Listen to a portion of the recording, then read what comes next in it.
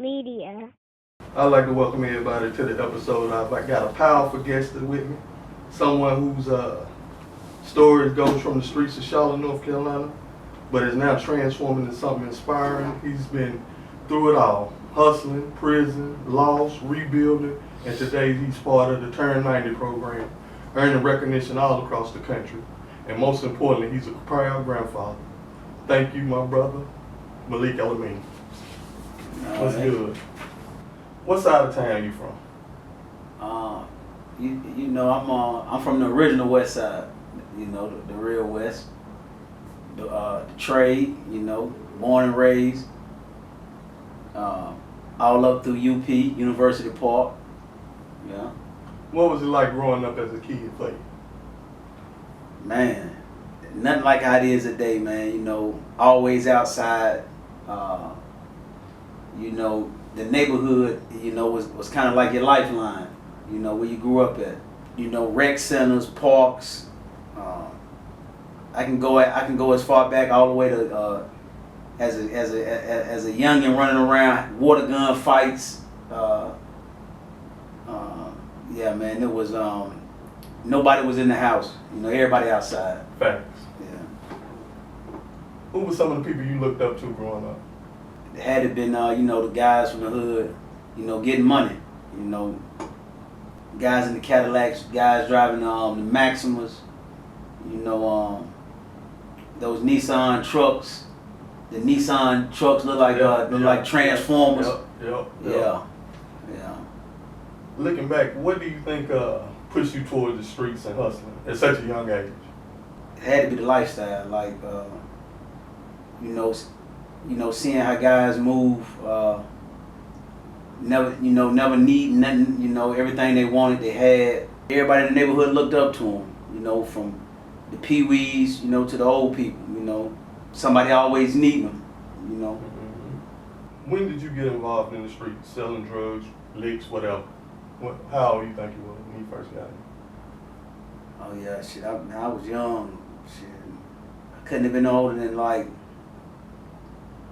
no older than 12, maybe I think I was about 11 or 12. That's when I got my first pack. And being on the block, believe it or not, in the beginning it was, when you get that pack and when you get it in your hand, everybody talk about what they'd do when they get it, but when you get it in your hand, it's a whole different ball game. Back then it wasn't like it to sell itself. You had to actually physically beat up. Put the hours in, the time, hand to hand. I jumped out the porch early, man. Yeah. At that time, what was your mindset? Was it survival? Was it money? Was it respect? Or was it something else? I think back then it was more like this is what I see everybody else doing. So, to get to where they at, that's what I'm gonna do. At that young age, I wasn't old enough to drive, but just being in the in crowd, trying to run with the big boys, doing everything that I see they doing. Can you remember a point, or do you remember a point where you realized and you say, man, I'm in this shit deep? And what was that moment like? It probably was like 99. My mom, she had moved from the hood. We had moved kind of far out, but I still was going, every day to the hood. I went and hit my first lick with one of the guys from the hood. I went and hit my first lick, and just being in that situation, being in that house, actually being in the thick of it, in the trenches, and just seeing how everything was, how everybody was moving. It's like a switch. When a switch came in my head, and I'm like, man, it's not the movies, it's real life. I'm knee deep in it, At your height, I ain't gonna ask how much you made. I ain't gonna never ask nobody that. How much you think you blew? I think it was like 08. I think it was like 2008 CIAA. I woke up like I guess it was like that Friday morning, You know, plenty concerts. You know, different rappers' appearances at all the clubs. I woke up. You know, back then I had a BMW. I went to Dirty South, bought some.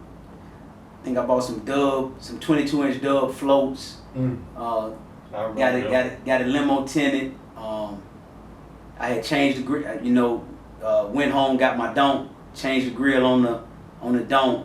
I think I that day, just on my cars, I think I spent anywhere about 8 bands at Dirty South.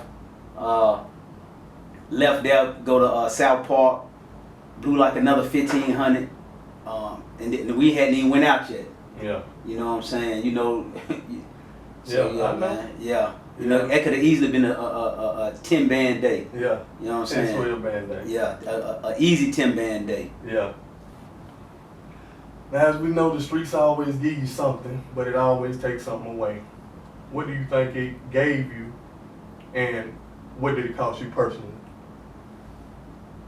Well, back then, man, my daughter, she was born in 07. And you know, back then, I kind of was in the mind frame of like, as long as I'm helping out financially, you know, I really didn't. Financial was more important than actually being there. So for the little bit of time I was free, you know, before I went to prison, after my daughter was born, it was more me doing, you know, financial, you know, paying this, buying this, making sure she was straight, but not physically being there. And so that's what it cost. It cost the time. If I could change anything, that's what it would be.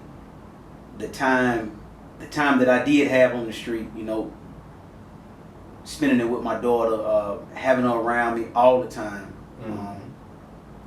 So, you know, I guess that's why I go so hard, you know, for my grandson.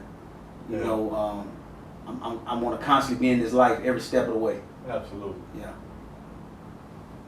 We both have lost some people close to us. I mean, I lost a close friend, but you lost some blood brothers. That's a pain a lot of us can't even imagine, man. Can you talk about what it was like for you? I lost 2 brothers to gun violence in Charlotte. My oldest brother, that was KC. I lost him in 06.